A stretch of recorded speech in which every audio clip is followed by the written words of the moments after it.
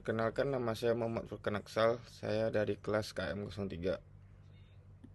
Komunikasi itu sebenarnya adalah proses menyampaikan pesan atau informasi antara dua orang atau lebih supaya mereka bisa saling paham. Misalnya ketika kamu ngobrol dengan temanmu di sekolah tentang tugas, itu adalah komunikasi. Kamu memberi tahu temanmu tentang tugas dan temanmu memberi respon atau tanggapan. Jadi komunikasi bukan cuma tentang ngomong, tapi juga mendengarkan dan memahami pesan yang disampaikan. Pesan nonverbal itu adalah pesan yang disampaikan tanpa menggunakan kata-kata. Semua yang kita lakukan dengan tubuh atau ekspresi wajah kita itu termasuk komunikasi nonverbal. Misalnya kalau kamu tersenyum saat berbicara, itu adalah pesan nonverbal yang menunjukkan kalau kamu senang atau setuju. Jadi pesan nonverbal bisa merupakan gerakan tubuh, ekspresi wajah, atau bahkan cara kita berdiri atau duduk. Pesan nonverbal itu penting karena bisa menambah arti dari apa yang kita katakan. Misalnya kalau kamu bilang terima kasih sambil tersenyum, itu memberikan pesan yang lebih hangat daripada hanya berkata terima kasih tanpa ekspresi.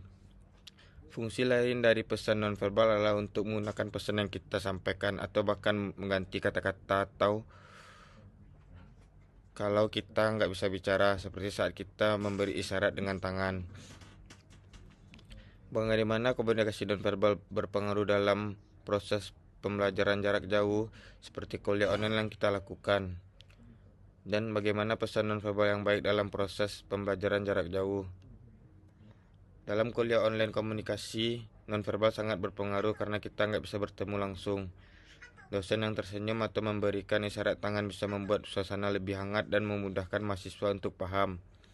Begitu juga dengan mahasiswa, ekspresi wajah atau memberi tanda anggukan saat paham materi menunjukkan bahwa kita terlibat dalam pembelajaran.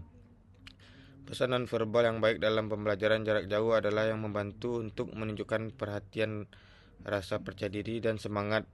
Misalnya melakukan atau menjaga kontak mata di kamera, menunjukkan sikap duduk yang baik dan tersenyum. Ini akan membuat komunikasi lebih lancar dan efektif.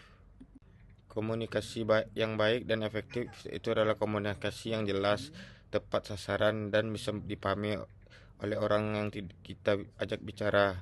Misalnya kalau kita sedang menjelaskan sesuatu, orang yang mendengarkannya bisa langsung mengerti dan merespon dengan baik.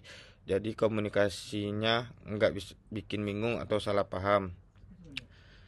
Komunikasi yang baik itu dibutuhkan dalam banyak situasi, baik dalam pekerjaan, sekolah, atau kehidupan sehari-hari.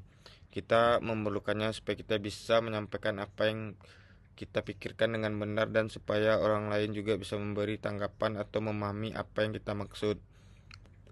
Kalau komunikasi kita nggak jelas, bisa terjadi kesalahpahaman yang bikin masalah.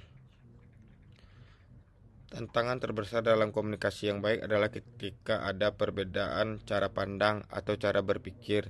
Misalnya, kadang kita merasa sudah jelas ngomong, tapi orang lain malah salah paham karena cara kita menyampaikan pesan kurang tepat. Tantangan lain adalah saat kita nggak bisa mendengarkan dengan baik atau terburu-buru, sehingga kita nggak bisa menangkap pesan dengan benar. Oleh karena itu, penting untuk mendengarkan dengan baik, menghindari gangguan, dan menyampaikan pesan dengan jelas. Terima kasih.